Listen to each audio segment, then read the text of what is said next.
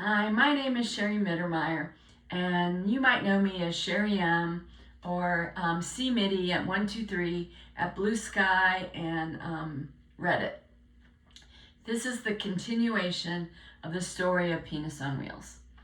So now nothing happens. One of the reasons I think nothing happened was because my sister worked for the local paper and would not write about me, and the art critic and her got into a scream show about him writing about my work, and she said no.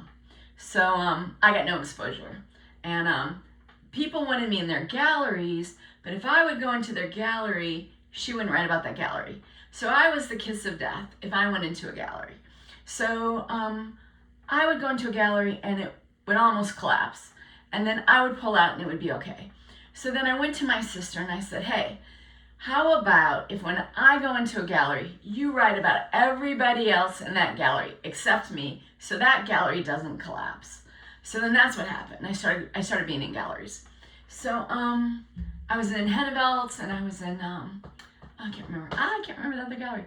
And so I notice that there's very similar work to what I've been doing, and these artists, there are a couple of them, have like 7 or 8 years more experience than I do, and have more money and more connections, and their work is like eerily similar because I had made a whole variety of things, and they are shooting to fame and they're making all kinds of money, and that's absolutely killing me, and there's nothing I can do about it. So I talked to someone who said, why don't you make a really large body of work secretly and spend a year making it and then release it all at once, because then nobody can effing keep up with you if you release it all at once like that. And he said, and make it really diverse. So that's what I did. I spent a year just making really crazy art, and none of it looked alike. And that was on purpose. Now, I got criticized for that because they said I wasn't consistent, but I did that on purpose because I was trying to protect myself. So then I decide I have all this work and I gotta sell it, and I can't sell. And someone says, show it, get as many shows as you can. So I was not very, this is the same reason I didn't have a camera. Things switched to digital and I couldn't keep up. And so there were a lot of shows that you had to take a picture electronically and send it, and you had to go through all the forms electronically and send it. So I hire a friend of mine, and she gets on the computer in my house at a desk in my living room and starts applying to all these shows. So she's applying to shows, and I applied by myself before she came to Boca Raton's All Florida Artists Exhibition, and I got in. I was very excited about that. And then I'm gonna skip that part. And then so I have Anne, and she's running around applying to all these shows. So in 2 years we got into like 30 shows, including Italy. So now there's a woman in Italy, cannot remember her name. That's awful. Oh, that's awful. She, off the top of my head, she wanted Penis on Wheels.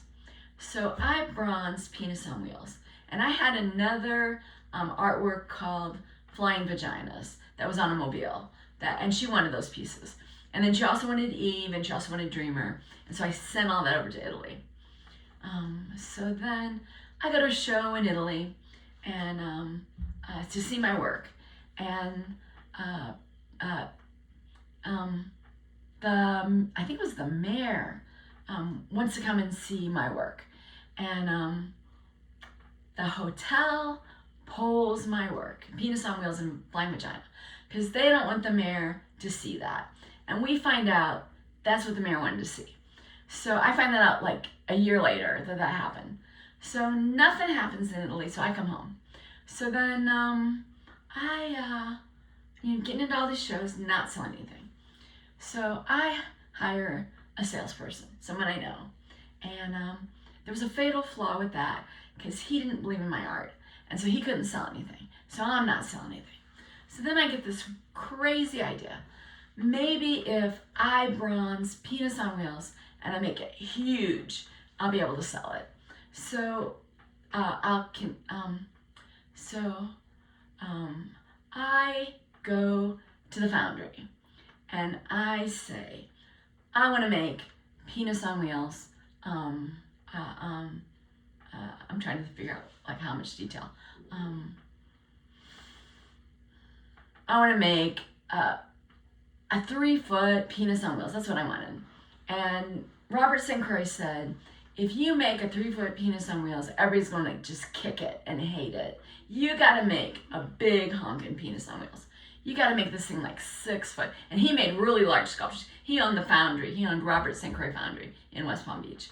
And he's got to make this really effing big. And I was like, I don't know where to keep it and all this stuff. So then just so happens, he's sitting there with Ed, a neighbor of mine, and he happens to do a lot of engineering, or he did a lot of engineering for Robert.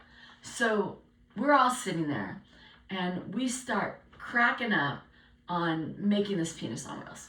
And I said, wouldn't it be cool if it was remote controlled? And then Ed went crazy because then we decided we had to put an engine in this. And now we're saying we can't put a gas-powered engine in this because that'll be noxious. And if someone wants it in their home, it would always have to be outside. So we decided it was going to have to be remote controlled. So now we have an engine and a battery and a charging issue and a 7-foot long penis on wheels.